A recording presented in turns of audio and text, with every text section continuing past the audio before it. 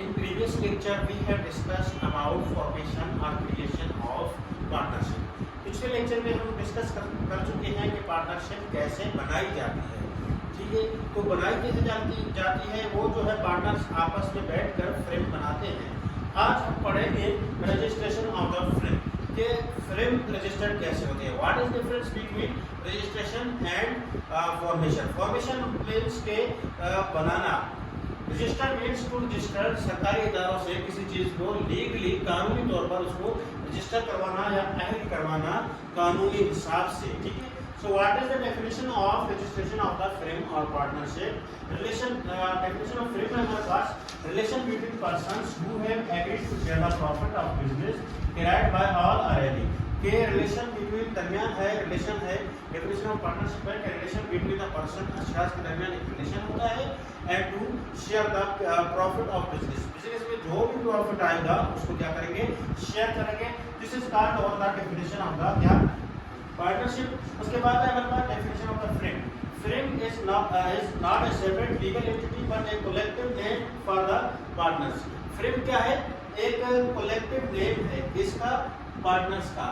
Frame जो है जितने भी पार्टनर्स होते हैं वो बैठकर एक नाम सोचते हैं। फॉर एग्जांपल ज़रूर लॉ फ्रेम में खोलना चाहता हूँ एज ए वकील, लॉ फ्रेम खोलना चाहता हूँ, वहाँ पर मेरे साथ पार्टनर्स होंगे, मेरे कुलीग, मेरे दोस्त, मेरे वकील। तो मैं इसको रजिस्टर करवाऊंगा एक ज़रूर के नाम से। ठीक है, मेरा नाम अलीगौर है, किसी और का नाम कोई और होगा, तो हम 20 पार्टनर मिलकर एक फ्रेम रजिस्टर करवाते हैं जिसका नाम होगा ज़रूर फ्रेम। ठीक है, ज़रूर लॉ एसोसिएट्स या फ्रेम होगा। तो फ्रेम क्या है, frame is a separate legal entity not entity but collective name of the partners. Collective नाम होता है, मतलब 20 पार्टनर से मिलकर एक नाम सजेस्ट किया, उस नाम को हमने फ्रेम का नाम दिया। तो firm means the collective name of the partners. Partners का एक कलेक्टिव नाम को हम कहेंगे firms. In modern legal content firm are recognized collective business. Modern era में या मॉडर्न दौर में ये क्या कहलाता है, कलेक्टिव एक बिजनेस है। फ्रेम एक कलेक्टिवली लोगों का कमाई एक किस्म का बिजनेस है। उसके बाद रजिस्ट्रेशन प्रोसीजर है हमारे पास। सबसे पहला सवाल ये आता है where to register the firm. Firm को कहाँ पर रजिस्टर करवाएं। तो बलूचिस्तान में अगर हम रजिस्ट्रेशन की बात करें तो if we talk about the registration, अगर हम रजिस्ट्रेशन की बात करें बलूचिस्तान में, तो बलूचिस्तान में हमारे पास रजिस्ट्रार ऑफिस है। ठीक है, रजिस्ट्रार की बात करें तो रजिस्ट्रार हमारे पास ऑफिस है, वहाँ पर पूरे पाकिस्तान में रजिस्ट्रार का ऑफिस होता है वहाँ पर। लेकिन बलूचिस्तान का एड्रेस की बात करें, इंडस्ट्रियल कॉमर्स डिपार्टमेंट है हमारे पास, वहाँ पर फ्रेम जो रजिस्टर्ड होगी। और ये है हमारे बीकानेर रोड के ऊपर अगर आप फ्रेम रजिस्टर करना चाहते हैं। फ्रेम कोई भी रजिस्टर हो सकती है। मैक्सिमम जो बंदे होते हैं 20 होते हैं और मिनिमम जो पार्टनर्स होते हैं वो 2 होते हैं। ठीक है, और बैंकिंग पर्पस के लिए बैंक रजिस्टर करवाना चाहते हैं उसके लिए 10 बंदे या 10 पार्टनर होने लाजमी है। सबसे पहले हम रजिस्टर करवाने के लिए एक एप्लीकेशन देंगे। एप्लीकेशन की एसेंशियल क्या है, application form must be sign by all partners. Application का पहला एसेंशियल है कि तमाम पार्टनर्स जो है एप्लीकेशन पर साइन करेंगे। दूसरा है नेम ऑफ फ्रेम बताएंगे, एप्लीकेशन के अंदर फ्रेम का नाम बताएंगे कि फ्रेम का नाम हम क्या रखने जा रहे हैं, ज़रूर रखने जा रहे हैं, कोई और नाम रखने जा रहे हैं। Principal place of the business, ये हम जो है बिजनेस कहाँ पर करेंगे, कोयटा में करेंगे या कोयटा से बाहर करेंगे। ठीक है, या फिर बलूचिस्तान के किसी स्पेसिफिक एरिया में, तो specific area must be told और written in the on the application form. उसके बाद स्पेसिफिक बिजनेस बताएंगे कि मैं जो हूँ होटल खोलने जा रहा हूँ, लॉ कॉलेज खोलने जा रहा हूँ या फिर लॉ फ्रेम खोलने जा रहा हूँ। स्पेसिफिक नाम एप्लीकेशन में बताएंगे। Name address of our partners, जितने भी पार्टनर्स हैं हमारे 20, उन तमाम के नाम, एड्रेस, CNIC वगैरह हर चीज़ अहम डॉक्यूमेंटेशन हम जमा करेंगे या बताएंगे एप्लीकेशन के अंदर, उसके साथ अटैच भी करेंगे। Date of joining all persons, जो पार्टनर्स हमारे ज्वाइन करते हैं फ्रेम को, उनकी डेट बताएंगे कि कौन से दिन ये पार्टनर जो है हमारे पास आया या फिर ज्वाइन किया हमें। रजिस्ट्रेशन एक रजिस्टर्ड, ठीक है, अगर रजिस्ट्रार जो है रजिस्टर सेटिस्फाइड होता है आपकी एप्लीकेशन से, समझता है कि इसकी एप्लीकेशन वैलिड है, इसका बिजनेस वैलिड है, स्पेसिफिक जो हमने मकान बताया था कि मैं बिजनेस यहाँ पर करूँगा, बिजनेस का नाम ज़रूर है, ज़रूर लॉ फिर में बिजनेस कोयटा में होगा और सेटिस्फाइड होता है डॉक्यूमेंटेशन वगैरह से, तो हमारी रजिस्ट्रेशन जो है ओके हो जाती है। सर्टिफिकेट इशू करेगा रजिस्ट्रार साहब कि ये ले आप सर्टिफिकेट, आज से आपकी फ्रेम जो है लीगल है, कानूनी है। Who can apply?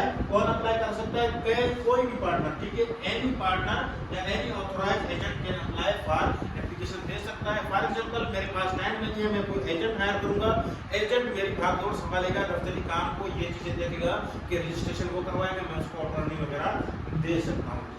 फायदे क्या है, कॉन्सिक्वेंस या फिर इफेक्ट्स क्या है, रजिस्ट्रेशन के क्या फायदे हैं। सबसे पहला फायदा ये है कि legal recognition of the firm है। दूसरा फायदा है right to file suit from firm name. अगर मिसाल के तौर पर आपसे कोई फ्रॉड वगैरह करता है, वो नंबरी वगैरह करता है, तो आप फ्रेम के नाम से सूट फाइल करेंगे, ना कि मेरे नाम से 20 पार्टनर है, ना कि 20 पार्टनर फाइल होंगे, फ्रेम का नाम इस्तेमाल होगा जो आपकी फ्रेम है। Partners can sue each another, एक दूसरे के खिलाफ भी पार्टनर सू कर सकते हैं, कोई टर्म्स की वायलेशन होती है।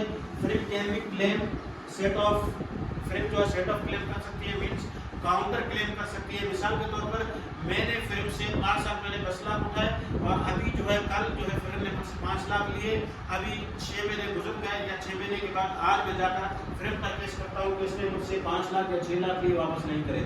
सो काउंटर क्लेम या सेट ऑफ करेगी फ्रेम कि इसने जो मुझे 5 साल पहले 10 साल पहले 10 लाख लिए थे, तो वो उसमें से 5 लाख रख रहे, बकाया जो है 5 लाख मुझे वापस कर दे। सो उसे कहते हैं काउंटर क्लेम या फिर सेट ऑफ। उसके बाद है इजेंशन ऑफ रजिस्ट्रेशन। इजेंशन का है रजिस्ट्रेशन के मिनिमम 2 पार्टनर होने चाहिए रजिस्ट्रेशन के लिए, फ्रेम के लिए मैक्सिमम 20 है। अगर बैंक होता है, बैंकिंग बिजनेस है, तो मैक्सिमम हमारे पास है 10 partners. Agreement carry on, agreement एक होगा बिजनेस को जारी रखने के लिए। एप्लीकेशन अकॉर्डिंग टू फॉर्म 1, एक फॉर्म मिलता है वहां से, उस फॉर्म के मुताबिक जो है फॉर्म 1 के मुताबिक आप एप्लीकेशन देंगे। Must be lawful business, business जो है लॉफुल होगा। मिसाल के तौर पर आप रजिस्टर करवाते हैं लॉ कॉलेज और आप लॉ कॉलेज की आड़ में कोई चर्च वगैरह या कोई लीगल काम, काबुली गाड़ियां सप्लाई करते हैं या फिर ईरानी माल रखते हैं कॉलेज का नाम इस्तेमाल करके, सो ऐसा नहीं होगा, लॉफुल बिजनेस होना चाहिए। Purpose to give legal status, ठीक है, enable the firm enforce the contractual, के फ्रेम को जो है पर्पस क्या है, to enforce contractual rights, means contract हमारा साथ हुआ था। मिसाल के तौर पर एज ए स्टूडेंट आपने जो फॉर्म फिल किया वो आपका कॉन्ट्रैक्ट है कॉलेज के साथ, कि अगर कॉलेज हम कॉलेज को पे करेंगे, कॉलेज हमें ट्यूशन देगा और उसके बाद डिग्री भी प्रोवाइड करेगा। ये क्या है, कॉन्ट्रेक्चुअल राइट्स है आपकी, क्योंकि ये कॉलेज रजिस्टर्ड है as a registered college, he will provide you, ये आपको प्रोवाइड करेगा क्या, ट्यूशन और डिग्री। तो ये क्या हुआ, कॉन्ट्रेक्चुअल राइट्स हुए कि कॉन्ट्रेक्चुअल राइट्स में लिखा हुआ था कि ये आपको ट्यूशन क्लासेस भी देगा और ये आपको डिग्री भी। अगर ये नहीं देगा तो आप इसके खिलाफ केस कर सकते हैं। इट है यू हैव कॉन्ट्रेक्चुअल राइट्स, ठीक है, जो इन्फोर्स होंगे, इन्फोर्सेबल कॉन्ट्रेक्चुअल राइट्स होंगे। ये टू इंश्योर द ट्रांसपेरेंसी, ठीक है, शफाफियत को इंश्योर करता है। रजिस्ट्रेशन इसलिए जरूरी है क्योंकि एसेंशियल है, जरूरी है, ये ट्रांसपेरेंसी या शफाफियत को क्या करता है, इंश्योर करता है। उसके बाद है avoid disputes between the parties. अगर रजिस्टर्ड होगा, ठीक है, फायदे ये है रजिस्ट्रेशन के, रजिस्टर्ड होगा, हर चीज लिखी हुई, टर्म्स कंडीशन राइट्स हर चीज हमारे पास लिखे होंगे, तो इस चीज में क्या होगा, नुकसान वगैरह नहीं होगा, इसमें डिस्प्यूट पार्टनर्स के दरमियान पैदा नहीं होगा। सो दिस इज और कार्ड क्या, registration of the partnership act या partnership. Thank you. Difference between हम पढ़ लेंगे बाद में। Thank you sir.